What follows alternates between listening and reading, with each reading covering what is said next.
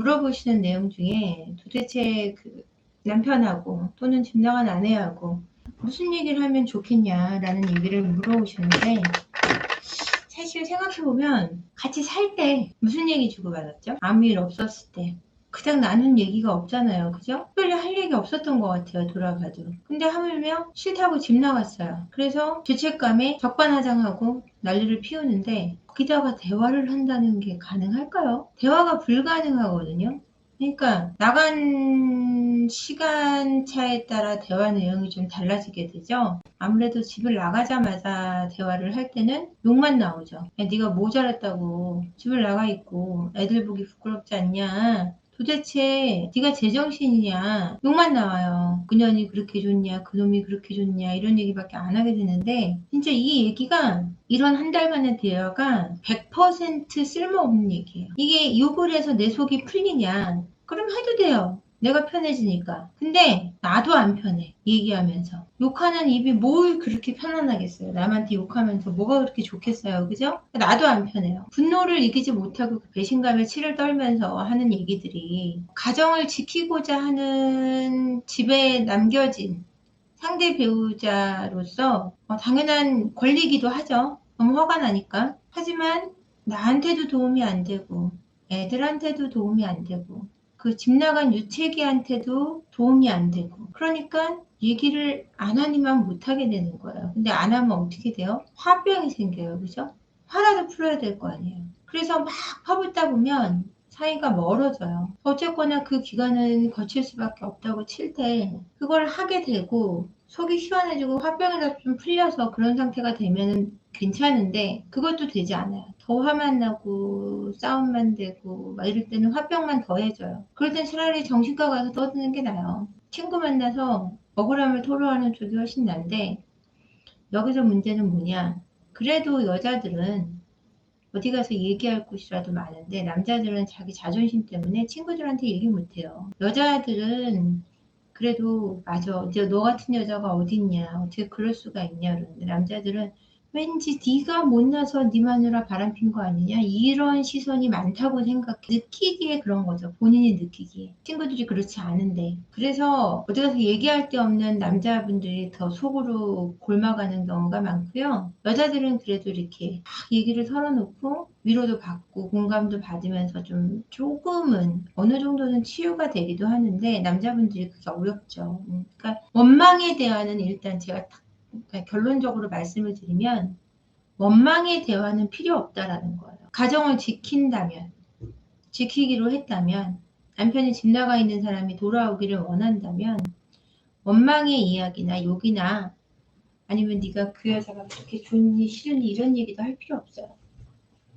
그냥 꼭 필요한 얘기 외에는 되도록이면 적게 하는 게 좋은데, 그러면 이제 어느 정도 시간이 흘러서 나도 마음이 좀 가라앉고, 응? 남편이 그 여자랑 살고 있는지 안 살고 있는지는 모르지만 어쨌거나 살고 있던 살고 있지 않던 돌아오기를 원한다면 대화는 이렇게 해야 됩니다. 좋은 얘기를 해야 되는데, 그러면은 둘 사이에서 할 수 있는 좋은 이야기가 뭐가 있을까요? 경제적으로 조금 더 윤택해지고 있는 상황이 될 수도 있고, 왜냐면 내가 일을 시작했기 때문에 좀 생활에 여유가 생겼다는 어떤 이야기도 좋고, 아니면 아이들이 잘하고 있는 부분, 아이들이 학교에서 뭔가 상을 타갖고 왔다든지, 아니면 그게 아니어도 집에서 뭐 엄마를 잘 도와준다든지, 이런 모습 하나하나가 이제 내 새끼이기 때문에 사랑스럽기도 하지만, 그런 부분을, 사랑스러운 부분에 대해서 잘 표현해서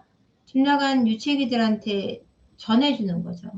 좋은 소식을 전해주는 사람을 좋아하게 돼 있단 말이에요. 사람은 좋은 소식을 전해줄 수 있도록 노력하셔야 돼요. 그러면 시댁하고 관계는 어떻게 할 것이냐에 대해서 고민을 하실 텐데, 오버해서 잘하면, 옛날부터 더 잘하면 집 나간 유채기들은 지가 나랑 헤어지기 싫으니까 내 부모한테 잘하지, 예전에 처음부터 그렇게 하든가 뭐 이런 쓰잘데기 없는 자뻑에 빠져요. 그러니까 그게 아니고, 옛날에 너무 잘했다면 옛날처럼은 하지 말되 기본을 지키고, 옛날에 정말 못했다면 그래도 기본적으로는 할 수 있는, 잘하고 못하고 기준은 누가 정하냐 이럴 텐데, 그건 사회적인 어떤 분위기상 아니면 남편이 그동안 어떤 부분에 대해서 불만을 갖고 있었는지, 또는 나는 안 하지만 뭐가 불편했던 부분이 있을 거예요.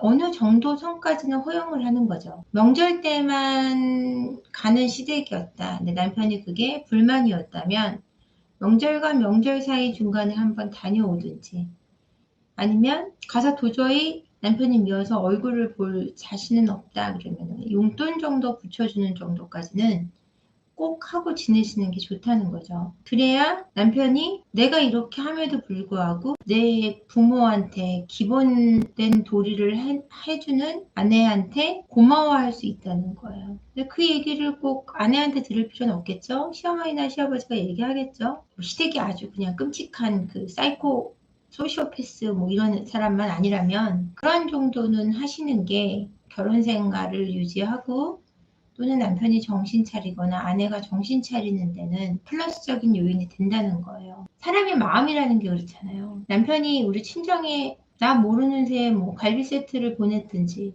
뭐 우리 친정 엄마 아빠가 아픈데 전화를 했다든지 이랬을 때, 같이 살 때 뭔가 고맙잖아요. 그죠? 그런 정도의 마음이 들게 해주는 건 나쁘지 않다고 보고요. 속이 막 답답하고 화가 나서 그 사람하고 뭔가 단판을 지어야 되겠다, 이런 생각이 들 때는 말로 하지 마세요. 되도록이면 말로 하지 말고 그런 대화는 카톡으로 하시는 게 좋아요. 근데 그 말도 이제 욕을 섞지 마시고, 지금 나는 이러이러한 심정이 들어서 네가 나한테 어떻게 해줬으면 좋겠다라는 걸 명확히 얘기하는 거지, 이 새끼야 저 새끼야 나쁜 새끼야 이런 얘기는 어떤 답도 돌아오지 않을 뿐더러 사이만 더 멀어지게 한단 말이에요. 통화를 하게 되면, 그러면 남편이 잠깐씩 왔다 갔다 할 때는 무슨 얘기를 하면 좋아요 그러는데, 잘 가라고 하시면 돼요. 조심해서 가. 조심하고 운전 조심해. 이 정도까지만.